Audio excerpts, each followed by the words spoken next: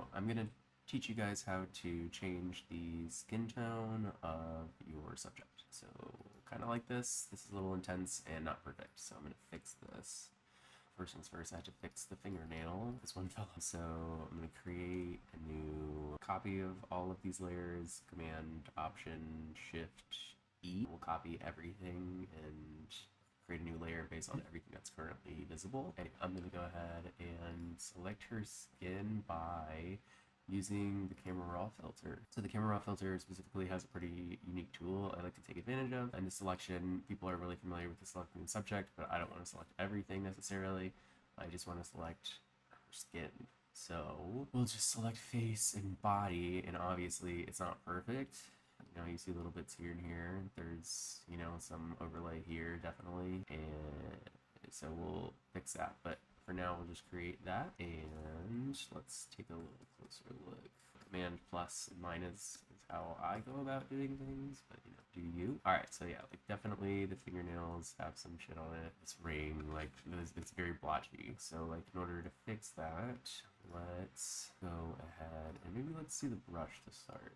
So this is one tool I like to use in order to, you know, patch up some of those blotchy spots on the hands. It gets just kind of messy, so let's just try to do our best to kind of tune that in. Obviously, if it's smaller, it looks harder on that line, so I typically like to use something a little larger. If you press Option as, like if I paint, if you hold Option, you erase, see how it moves, you know, left, right, I'm just pressing and holding down Option, which will allow you to paint and then remove what you painted. If you decided to do that, it's not going to remove the overall layer unless you subtract and then brush, you know. But another way to do that I really like is to take advantage of some of these selective, you know, features like selective object, which is pretty overall general. You know, you would like select a hand, for example, and it would do its best to select everything within that range, although, you know, sometimes it does miss like certain light differential, you know, points, like they just don't show up as well. Another way to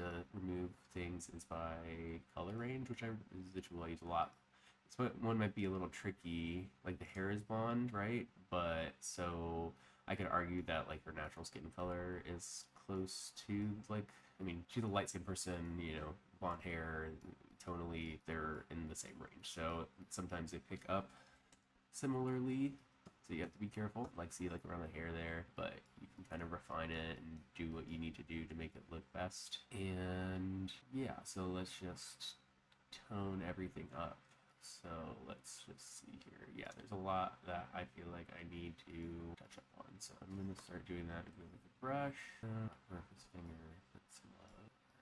So just touching up. And go through some rounds. Like the first round, just adding into the skin where, you know, I need to add. I'm trying to cover up any patches because of the way light hits. This model particularly has a lot of body makeup on that didn't show super strong. I would say it just wasn't as effective on camera, maybe, or with the lighting, or maybe we didn't go the right route. We airbrushed, or my makeup artist airbrushed, and I think maybe it needed like a lot more layers, which would mean like maybe a lot more makeup time or bigger team. A lot of times I forget my own rule as far as, or well, the rule as far as removing. I get carried away and, you know, I want to remove at that exact moment, so I just do it.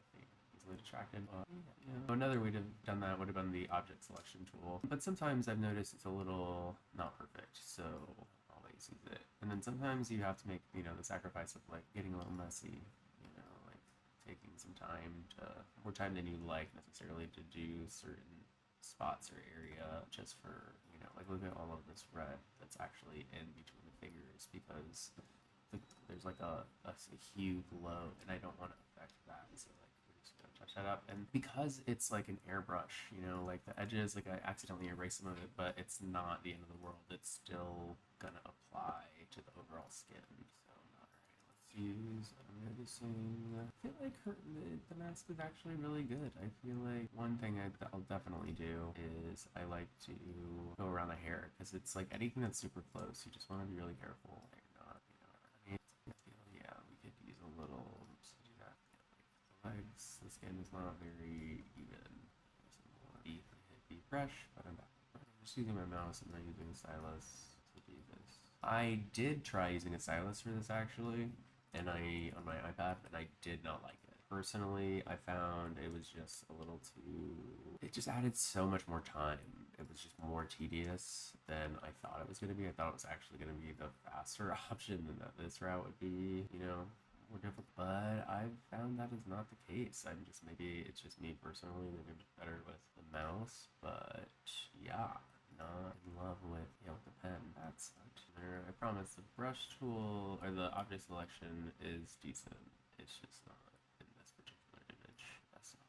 Alright, I always miss something, so just double checking that I got it out. I want to make sure. I'm a little confused. Yeah, I just kind of wanted to see what's going on. So obviously this part of the hair to even what I can erase later on the layer transparency. Alright. I went ahead and changed the hue 150. I want my temperature up because I like this purple. It's kind of the formula I worked out for that purple. Also doesn't need to be so intense. But yeah, you get the idea of how to change this color down. You kind of just slide and you find the hue that is for you. Yeah, that's awful. But yeah, find the hue that you like the most and apply it. And then I play around with these guys. That's how I do the thing. Yeah. And then you can press OK. If you press OK at any point during all this shit, it's all gone. And then the thing that I also don't love is, like in going this route, you make the selecting process a lot easier, right? But also, you don't really have the ability to reopen this exact, editing option built within Photoshop. There's some skin flaws that we haven't touched up yet as well, like things, not just like the color, but the actual textures here and there. Some love. Yeah, like that one order. Alright, so got skin. It's looking great. It looks how I want it. Of course, like you can play with the opacity. It's a little too much.